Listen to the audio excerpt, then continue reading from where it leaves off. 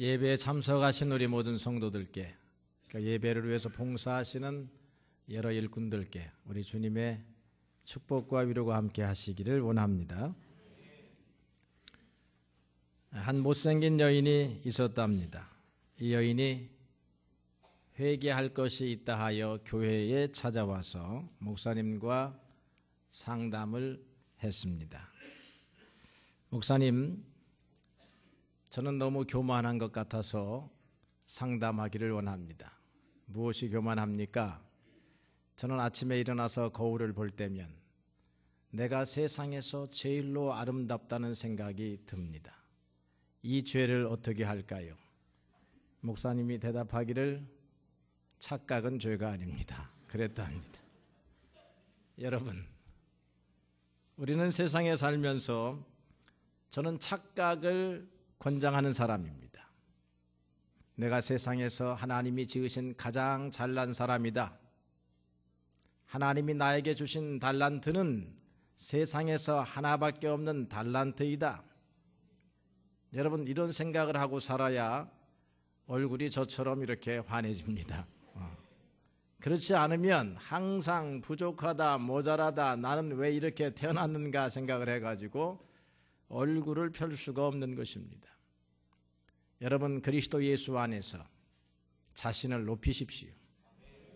그리스도 예수 안에서 자신을 착각하십시오. 착각하지 않아야 될 게 있을 뿐입니다. 그것이 무엇입니까? 내 인생의 주인은 나다라는 착각만 안 하시면 되는 것이에요. 내 인생의 왕은 나이다. 내가 이 땅에 살기 위한 목적은 나를 섬기기 위한 것이다. 이런 착각은 아마 죄가 되는 착각이 될 것입니다. 오늘 예수님께서 예루살렘 성에 입성을 하십니다. 우리의 구세주 되시는 예수님께서 예루살렘 성에 입성하시는 모습을 보면 그분은 어떤 분이었는가 하는 것을 알 수가 있습니다. 그분은 겸손하신 그런 왕이셨습니다. 예루살렘 입성을 우리가 이렇게 표현할 수 있습니다. 영원한 왕이 당신이 다스리는 백성들에게 왕이 되기 위하여 대관식을 하려고 취임식을 하기 위해서 예루살렘 성에 입성하시는 것입니다. 그런데 이 예수님은 나귀 한 마리를 타고 오셨습니다. 그것도 나귀 새끼라 그랬습니다. 이것은 예수님께서 자동차를 살 만한 여유가 없는 분이었기 때문이 아닙니다. 황금마차를 탈 수 있는 그런 능력이 없었던 분이 아니었습니다. 그럼에도 불구하고 예수님께서는 어린 나귀 새끼 한 마리를 택하셨습니다. 하나님이 정하신 방법입니다. 스가랴서의 예언서를 보게 되면 우리가 교동문에서 읽은 것처럼 너희에게 왕이 임하시나니 그는 공의로우시며 겸손하시며 나귀를 타시나니 나귀의 어린 새끼로다, 그렇게 말했습니다. 하나님의 뜻에 순종하셨던 이 예수님을 보면서 우리도 이 길을 가야 한다라고 그렇게 믿습니다. 예수님은 모든 것을 가지고서도 나타내지 않으셨던 주님이십니다. 예수님은 시험 받으실 때에 자신을 나타내기 위해서 돌로 떡을 만들지 아니하셨습니다. 예수님은 십자가에 올라가셨을 때에 자신을 나타내기 위해서 십자가에서 내려오지 아니하셨습니다. 사람들이 남을 구원한 사람이 왜 자기 자신은 구원하지 못하느냐라고 조롱할 때에도 예수님은 십자가 위에 있었습니다. 왜냐하면 하나님께 순종하기 위한 것입니다. 여러분, 하나님의 말씀에 순종하는 사람이 가장 겸손한 사람입니다. 겸손은 우리가 도덕에서 배우는 하나의 태도가 아니라 하나님의 말씀을 있는 그대로 따르는 것입니다. 하나님께서 예수님을 보내시면서 황금마차를 타라 하지 아니하셨습니다. 왕이 황금마차를 탑니다. 고관 대작들은 황금마차는 아니어도 은으로 만들고 동으로 만들고 좋은 재료로 만든 마차를 탑니다. 좋은 말을 골라서 탑니다. 보통 사람들도 무엇을 탑니까? 나귀를 탄다. 그 당시에 보통 사람들은 나귀를 탑니다. 그럼 나귀 새끼는 누가 탑니까? 사람이 타질 않습니다. 짐을 부립니다. 짐보따리 그리고 산에서 캔 나뭇가지를 모아서 땔감을 하기 위해서 어린 나귀 새끼에 이렇게 실는 것입니다. 오늘날로 말하면 좋은 차를 타시지 아니하시고 가장 나쁜 차를 타셨다라고 볼 수 있습니다.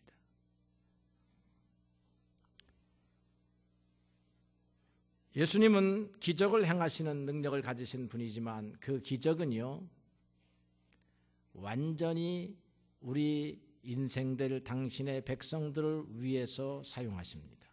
당신의 호사를 위해서 결코 사용하지 아니했습니다. 앞으로 여러분들이 갖고 있는 권세와 영광이 주님으로부터 온다고 하면 자신을 위하여 사용할 것이 아니라 하나님의 백성을 위하여 사용해야 할 것이라고 그렇게 믿습니다. 예수님의 일생 자체가 겸손하신 일생이셨습니다. 베들레헴에서 마구간에서 태어나셨습니다. 목수의 작업대 위에서 일하시면서 사셨습니다. 그리고 화려한 옷을 입지 않고 거친 광야에서 갈릴리 호수 바닷가에서 백성들과 함께 굶주리면서 흙먼지를 뒤집어 쓰면서 그들에게 하나님 나라의 복음을 가르치셨다고 하는 겁니다. 세상 사람들은 자신의 능력보다 더 대접받기를 원합니다. 자신의 능력은 하나인데 열을 대접받기를 원하죠. 오늘날 우리 야구 선수들, 오늘날 우리 축구 선수들 능력을 대접받기 위해서 고군분투 열심으로 노력합니다. 그러다가 연봉이 떨어집니다. 그러다가 방출이 됩니다. 그러면 그들의 마음은 죽고 싶은 상태가 되어버리고 마는 것입니다. 그러나 예수님은 가지고서도 자기를 나타내지 아니하신 분이라고 하는 것입니다. 우리 인생 가운데 가장 겸손한 사람 이 가운데 한 사람이 성 프란시스라고 하는 사람입니다. 이 성 프란시스는 이렇게 고백했습니다. 내가 세상에서 제일로 악한 사람입니다. 아니 선생님, 세상에서 가장 존경하는 선생님께서 어찌하여 당신을 스스로 악한 사람이라고 말하는 것입니까? 도둑이나 강도나 나쁜 사람들에게 나만큼 하나님의 은혜가 임하였다면 나보다 더 훌륭한 사람이 되었을 것입니다. 하나님이 나에게 크신 은혜를 주셨음에도 불구하고 나는 여기에까지 이르지 못했습니다. 여러분, 겸손한 표현 아닙니까? 오늘 우리가 이렇게만 살 수 있다고 하면 여러분은 주님의 뒤를 가장 강력하게 따라가는 분들이 될 것이고 여러분을 통해서 세상이 변하고 교회가 변하고 가정이 변할 줄로 그렇게 믿습니다. 여러분, 대접받으려고 하는 것이 크리스찬이 아니지요. 섬기려고 하는 사람이 크리스찬입니다. 여러분들의 뛰어난 재능이 주님 앞에 사용되어지고 사람들을 구원하고 그리고 사람 앞에 영광을 받게 될 때에 이 영광을 나에게 돌리지 마소서. 이 영광은 나의 주님에게 돌아갈 영광입니다 라고 고백하는 우리 성도들이 되시기를 주님의 이름으로 축원합니다. 이러한 주님은 어떤 찬송을 받으시는가? 오늘 우리 성가대의 찬양도 우리 주님께서 기쁘게 받으셨으리라고 이렇게 믿습니다. 그러나 예수님이 예루살렘 성에 입성할 때에 받으신 찬양은 이렇게 잘 준비된 찬양은 아니었습니다. 그들은 자기의 겉옷을, 하나밖에 없는 겉옷을, 두 보롯이 아닌 두 보롯 가운데 하나가 아니라 하나밖에 없는 겉옷을 길거리에 깝니다. 그리고 예수님이 타고 오르실 어린 나귀 새끼의 등판 위에다 깝니다. 그리고 밖에서 나뭇가지 부러진 가지를 종려가지 나무를 들고 옵니다. 그리고는 주님을 찬양합니다. 호산나, 다윗의 이름으로 오시는 왕이시여. 호산나라고 하는 것은 우리가 잘 아는 바와 같이 주여 우리를 구원하소서 하는 찬양입니다. 주님이 받으시는 찬양은 우리의 겸손과도 관련이 있습니다. 우리를 구원하실 이가 오직 주님밖에 없다는 것입니다. 천하 인간 이름 가운데 구원을 얻을 만한 이름은 예수 위에는 없다는 것입니다. 우리의 삶의 형편을 살피시고 삶의 형편을 새롭게 하실 능력을 가지신 분은 주님밖에 없다는 것입니다. 우리가 이런 찬양을 불러야 하는 것입니다. 주님은 찬양의 태도를 받으시는 분이 아니라 찬양의 내용을 받으시는데, 찬양의 가사의 내용이 아니라 심령의 고백을 받으시는 분이십니다. 주님밖에 구원자가 없습니다. 주님밖에 우리의 왕이 없습니다. 이런 찬양을 주님께서 기뻐하시는 줄로 믿습니다. 그래서 여러분들이 드리는 찬양, 성가대가 드리는 찬양이 기교에는 좀 차이가 있지만 여러분의 믿음의 깊이에 있어서는 누구도 판단할 수가 없을 것입니다. 저는 음악적인 재능을 부여받지 못했다라고 생각하는 사람입니다. 그리고 저는 공부를 잘했음에도 불구하고 음악 점수가 잘 나오지 않아서 꼭 이렇게 통합 점수를 내면 이 성적이 축 떨어집니다. 중학교 때 국어, 산수, 수학, 영어 다 점수가 다 100점에 가까운데 굉장히 잘했는데 음악 점수는 꼭 50점, 55점 이렇게 나온다 이 말이에요. 근데 음악은 꼭 실기로 해서 점수를 평가합니다. 이론 점수 얼마, 실기 점수 얼마. 근데 실기 점수는 그냥 제로에 제가 가깝습니다. 그래서 선생님 다시 한번 시작하겠습니다. 다시 한번 노래를 부를 수 있는 기회를 주십시오. 그래서 3번까지 기회를 받았음에도 불구하고 실력은 나아지지를 않았습니다. 그런데 말이죠, 어느 날 제가 이제 목사가 돼가지고 우리 조카 아이가 약혼식을 하게 됐습니다. 그래서 그 약혼식을 우리 집안에 목사가 있으니까 그냥 가족끼리 하는 약혼식이니까 저에게 예배를 인도해 달라고 해서 우리 조카네 식구들, 형님네 식구들하고 그쪽 사돈들하고 한 20여 명 이렇게 모여가지고 약혼 예배를 간단하게 드렸습니다. 그랬는데 이제 한국 사람들은 그 끝나고 나면 여흥시간을 갖습니다. 여흥시간을 가지니까 다 그냥 한 사람씩 나와서 아주 멋있는 유행가를 한 가락씩 뽑는데 이 사람 저 사람 하다가 마지막 나만 남았습니다. 그래서 저도 초청을 받았습니다. 한 곡 좀 하시지요 했는데 우리 목회자들이 찬송가는 그래도 좀 가사를 아는데 유행가 가사를 좀 잘 모른단 말이죠. 그래서 저는 부를 노래가 없습니다. 죄송합니다 했더니 그럼 찬송가라도 하나 부르라는 것입니다. 그래서 제가 찬송가를 하나 불렀죠. 성경책은 가지고 갔으니까. 그때 찬송이 410장 하나님의 은혜로, 지금은 310장으로 바뀌었습니다. 하나님의 은혜로 이렇게 나가는 거죠. 더 부르면 안 돼. 그런데 이 찬송의 은혜를 받은 사람이 생겼습니다. 그때 막 신앙생활을 하는 저의 바로 위에 형님이 그 찬송의 은혜를 받았어요. 하나님이 나 같은 사람을 살리셔서 이렇게 은혜를 베푸셨구나 하는 마음에 눈물이 훌쩍훌쩍 나왔습니다. 여흥시간이 파장이 됐습니다. 다 돌아갔습니다. 집에 가서 우리 형님이 우리 형수한테 여보 아까 우리 동생 목사가 부르던 찬송가 도대체 몇 장이야 하고 1시간을 찾아도 410장 못 찾아내는 것입니다. 아니 1장부터 넘기면 1시간이면 찾는데 말이죠. 이게 또 안 보이는 모양이에요. 못 찾는 거예요. 그러니까 자기 부인한테 물어봅니다. 우리 형수한테. 우리 형수는 아주 신앙이 독실한 사람이었습니다. 그런데 우리 형수는 딴 생각을 하느라고 제 찬송을 안 들었습니다. 그래가지고 무슨 찬송을 불렀다는 거야 우리 삼촌이. 그러니까 저한테 전화가 왔습니다. 삼촌 우리 지상의 아빠가 무슨 찬송을 불렀느냐는데 무슨 찬송이에요. 그래서 왜요? 왜 그래? 내가 그랬더니 은혜를 받았다는 것입니다.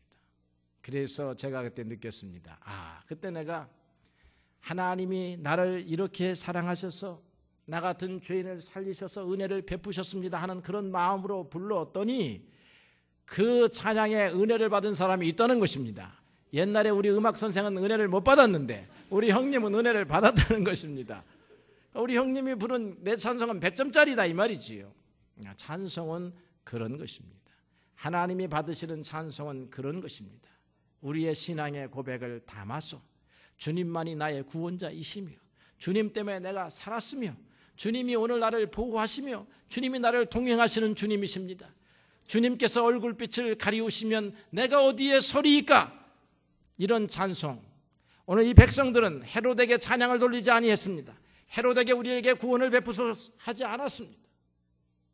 빌라도에게 하지 않았습니다. 로마 황제를 향하여 찬양을 부르지 아니했습니다. 십자가에 달리시려는 예수님을 향하여 찬양을 부른 것입니다. 찬양을 받을 수 있는 오직 유일한 분, 전에도 없고 후에도 없지만 우리의 살아계신 주님 예수 그리스도만이 우리의 찬양을 받으실 수 있는 자격이 있는 분입니다. 여러분, 그분에게만 찬양을 돌리십시오. 그분에게만 신앙을 고백하십시오. 그분에게만 기도하십시오. 방백들을 의지하지 말고 도울 힘이 없는 인생을 의지하지 말라고 했습니다. 도울 힘은 우리 주님에게서 나오는 줄로 믿습니다. 마지막으로 주님이 취임하시고 대관식을 하시는 이 예루살렘 성 입성은 당신의 영광을 위한 것이 아니었습니다. 누구를 위한 것이었습니까? 우리를 위한 것이었습니다. 백성을 위한 것이었습니다. 예수님의 왕 되심은 백성을 위한 왕인 것입니다. 만대로 이르러 모든 왕들은 자기를 위한 왕 노릇을 했습니다. 모든 고관 대작들은 자기를 위해서 직위를 탐하였습니다. 오늘도 많은 정치가들이 자기를 위하여 그 길을 가려고 하지만 우리 예수님은 백성을 위하여 그 길을 갑니다. 그래서 면류관을 쓰지 아니하시고 가시관을 쓰셨습니다.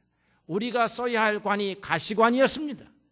가시관을 우리의 머리에서 내리시고 우리에게 면류관, 생명의 면류관을 주시기 위하여 당신은 가시관을 쓰신 것입니다. 우리를 낫게 하기 위하여 주님이 채찍에 맞으신 것입니다. 우리를 살리기 위하여 당신이 죽으신 것입니다. 예수님의 왕권은 그렇게 사용이 됩니다. 여러분, 그러면 오늘 우리의 왕권, 여러분들도 다 왕 같은 제사장들입니다. 여러분의 왕권은 누구를 위하여 써야 할 것입니까? 여러분은 여러분을 위하여 써야 할 것입니까? 그렇지 않습니다.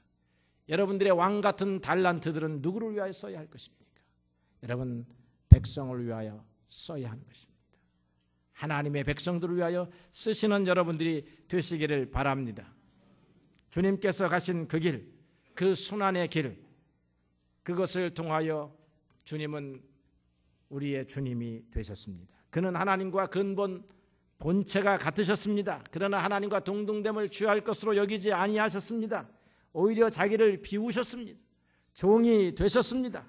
그리고 사람들과 같이 되셔서 사람의 모양으로 나타나사 자기를 낮추셨으니 곧 십자가에 죽으시기까지 자기를 낮추셨습니다. 왕이 낮추셨습니다. 여러분, 시소를 아십니까? 시소? 한 사람이 낮아지면 한 사람이 높아지잖아요. 또 그 사람이 낮아지면 한 사람이 올라가잖아요. 시소. 예수님은 낮은 자리를 택하시고 우리를 높은 자리로 올리셨다는 것입니다. 그분이 우리의 왕이십니다. 우리의 구원을 위하여, 우리의 행복을 위해서, 우리의 앞날을 위하여, 우리 앞에 놓여져 있는 모든 악한 것들의 공격, 그것을 치우시기 위하여 당신은 스스로 낮아지신 왕이셨다고 하는 것입니다. 부모님들이 우리를 위하여 낮아지십니다. 그러니까 우리의 부모님이 아니겠습니까? 아닙니까? 아니지요. 더 귀하고 존귀한 부모님이지요. 저희 어머님이 1987년도에 돌아가셨습니다. 저희 어머님은 돌아가실 때에 자궁암으로 그렇게 돌아가시게 되었는데 수개월 동안 매일과 같이 하혈을 하셨습니다. 그 하혈을 저하고 우리 사모하고 날마다 이렇게 받아냈습니다. 슬픔이 밀려왔습니다.